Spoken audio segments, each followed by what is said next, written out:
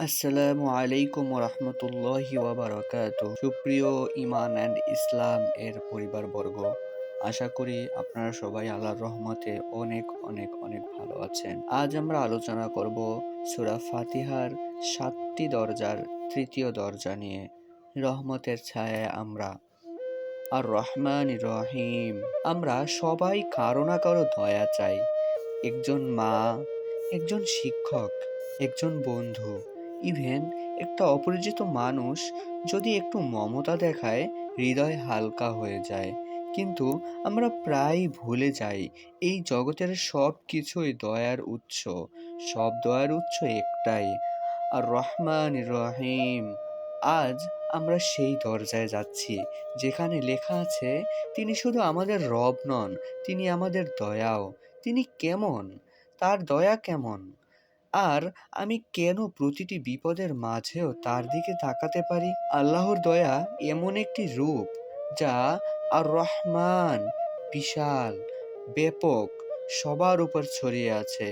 বিশ্বাসী, অবিশ্বাসী, মানুষ, পশু, গাছ, সব কিছুর উপর তার দয়ার গভীরতা ও টেকসই রূপ এতটাই বেশি যা আমাদের কল্পনারও বাইরে। আর রহিম বিশেষভাবে তার প্রিয় বান্দাদের জন্য, যারা তার দিকে তাকিয়ে আছে। হাদিসে কুদসি থেকে এসেছে, আমার রহমত আমার গজবকে ছাড়িয়ে গেছে। সহিহ বুখারী। এক সরকারি হাসপাতাল।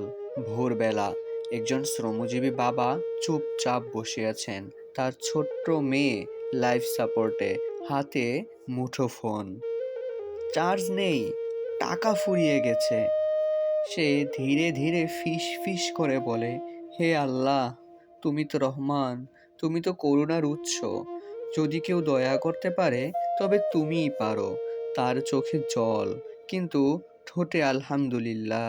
এই বাবা জানে পৃথিবীর কেউ দয়া না করলেও তার রব আছেন, যিনি রহমান, সব দয়ার মূল। শহরের একটি বিদ্যালয়। ছোট্ট বাচ্চা মেয়ে যারা আজ দেরি করেছে, ভয় পাচ্ছে, স্কুলে ঢুকতে গিয়েও থমকে দাঁড়ায়।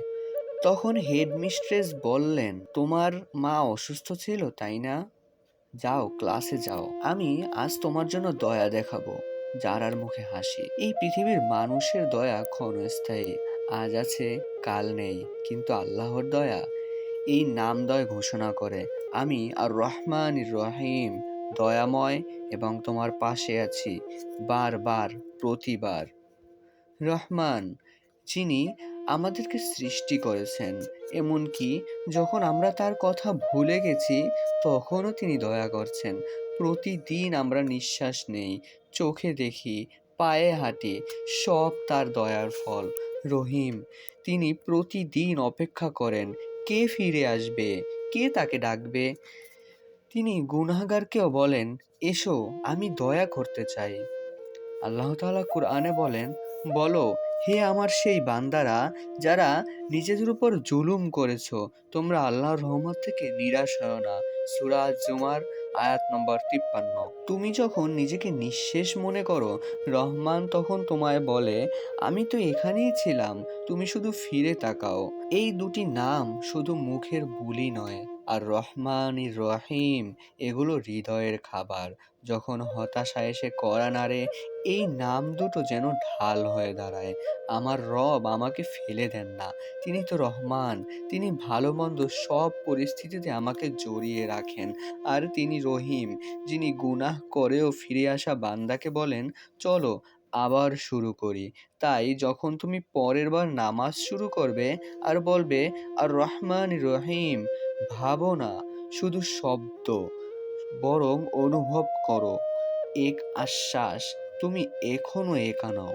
পরবর্তী দরজা, মালিক ইয়াউমিদ্দিন। তিনি প্রতিফল দিবসের মালিক। এই দরজায় আমরা দেখব, জীবন শুধু আজকের নয়, আছে এক চূড়ান্ত বিচার। আছে একদিন যেদিন সবাই দাঁড়াবে, কিন্তু সেখানে একজন আছেন যিনি ন্যায় বিচারক ও দয়ালু। পর্ব 4 আসছে, ফয়সালার সেই দিন। ততক্ষণে আপনারা সবাই ভালো থাকুন, সুস্থ থাকুন। আসসালামু আলাইকুম রহমতুল্লাহ।